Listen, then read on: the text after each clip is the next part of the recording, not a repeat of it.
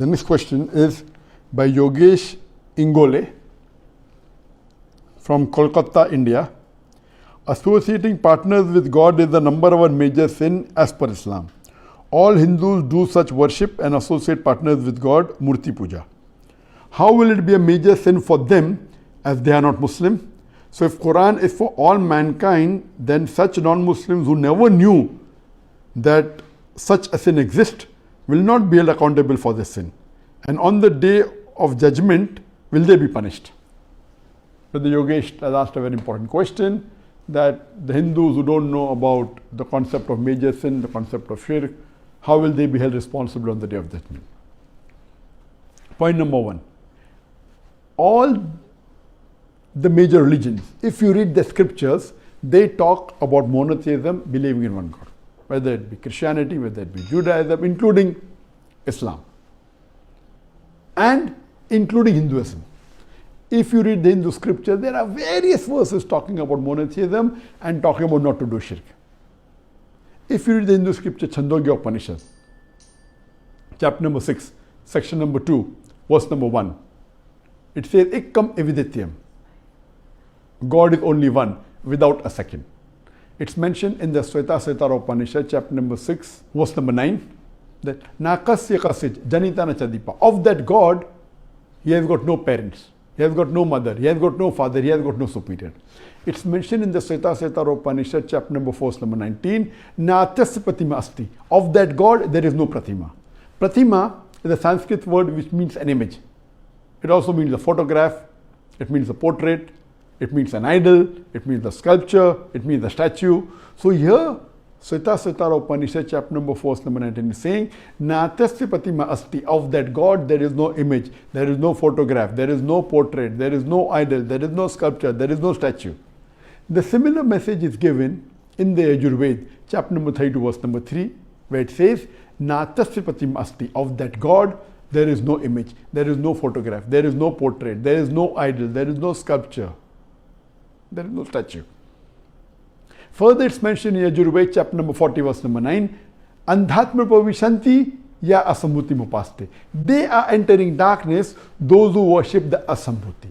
Asambhuti in Sanskrit means the natural things, like water, fire, air. And the verse continues, they are entering more in darkness, those who worship the sambhuti, those who worship the created things. Sambhuti means created things like table, chair, idols, etc. So it's clearly mentioned in the Hindu scriptures that there is only one God, and you should not worship the natural things, neither should you worship the created things, without doubt.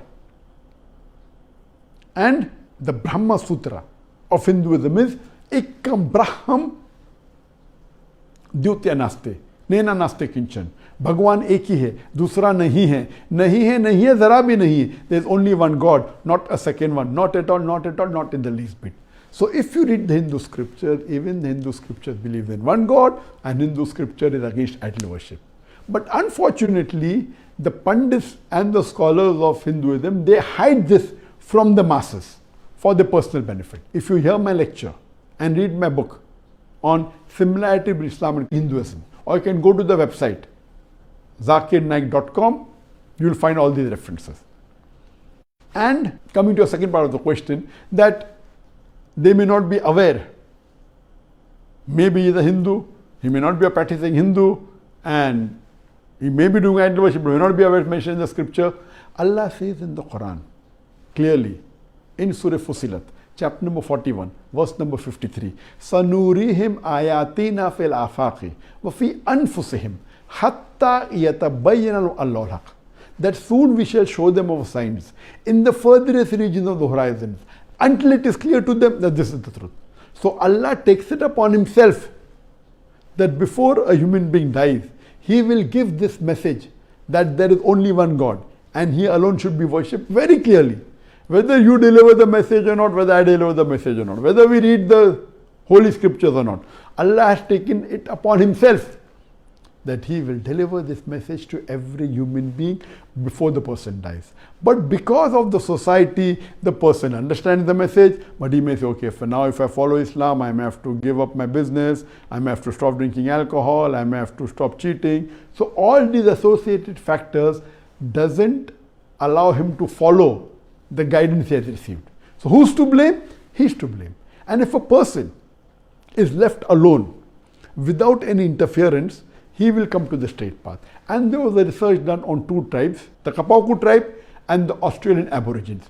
And these two tribes did not come in contact with modern civilization till as late as 1950. And when they went and they did research, they found out that they believed everything, same concept of the creator of God like Islam, but they didn't call themselves Muslims. They believed there was one God. They believed that making images of God is wrong. They believe idol worship was wrong. And for worshipping, they did the sajda, they did prostration. It was everything what is in Islam, but by name, about the concept of God. That means if you let a person without any external influence of human beings, of teachers, of philosophers, they will believe in Tawheed. This is the Din al-Fitra. Therefore, beloved Prophet said, every child is born in Din al-Fitra. He is born as a Muslim. Later on, he gets convinced by the elders, by his parents, by his teacher. Then he may start doing idol worship, may start doing fire worship. So, if no external influence is there, he remains on Din al-Fitra. And whether he gets the message or not, Allah will give him the message directly. Then, of course, on the day of judgment, he will never object to Allah's justice. He will only say that, I don't mind giving the full wealth in the world to you to save me. Allah said it's too late.